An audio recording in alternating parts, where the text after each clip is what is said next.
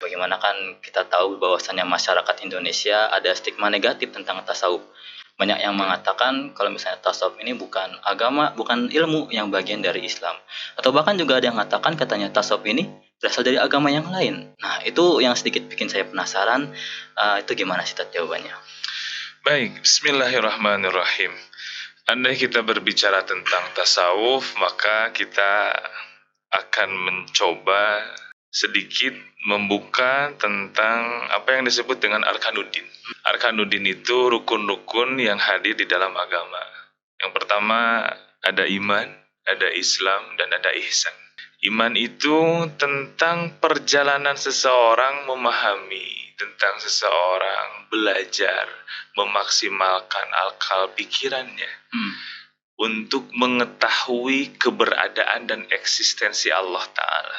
Kita ketahui dalam ilmu akidah itu ada Imam Asy'ariyah, Imam Al-Maturidiyah. Waktu kecil seringkali kita mendapatkan pengajaran dari guru-guru di kampung tentang aqaidul iman, sifat yang wajib bagi Allah, yang mustahil sampai yang jaiz gitu. Itu ranahnya adalah untuk memaksimalkan akal ini bisa menangkap, maka lahirlah dalil akli dan dalil nakli di dalamnya. Dalil akli, logika yang diberjalankan, adapun dalil nakli yang sudah dinaskan di dalam Al-Quran yang tak perlu ada perdebatan lagi. Yang kedua, ada yang namanya Islam. Islam ini hubungannya dengan perjalanan para fuqaha, ahli-ahli fikih. Maka dalam hal ini saya sering menyebutnya dengan teknis dalam beribadah. Jadi setelah kita mengenal Tuhan, kemudian juga harus ibadahnya.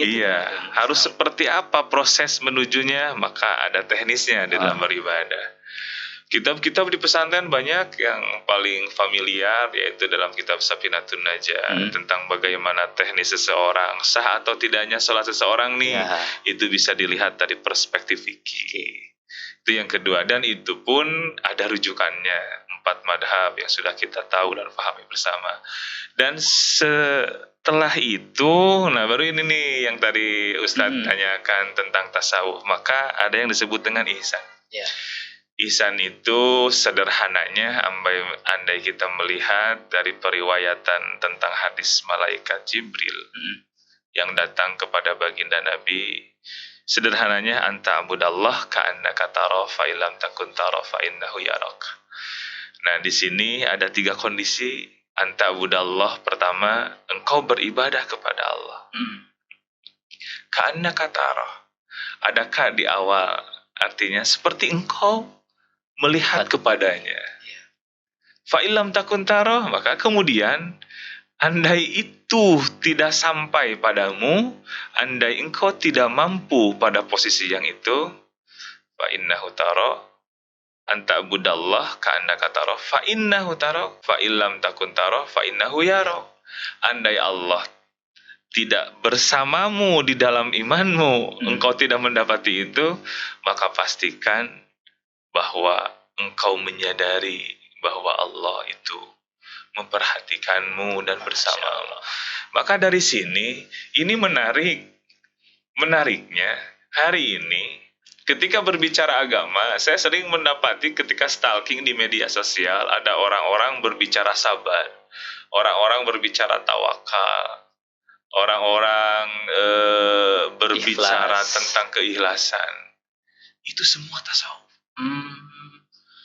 Andai diperdebatkan nama tasawuf itu muncul di zaman Nabi, begitupun nama tentang tauhid, fikih itu belum ada zaman dulu.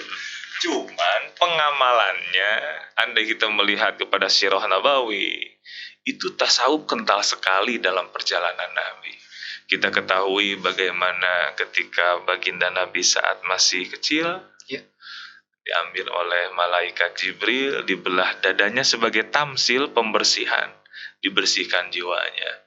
Dan di saat beliau akan diisra dan dimi'rajkan, malaikat Jibril kembali membelah dadanya dan dibersihkan hatinya.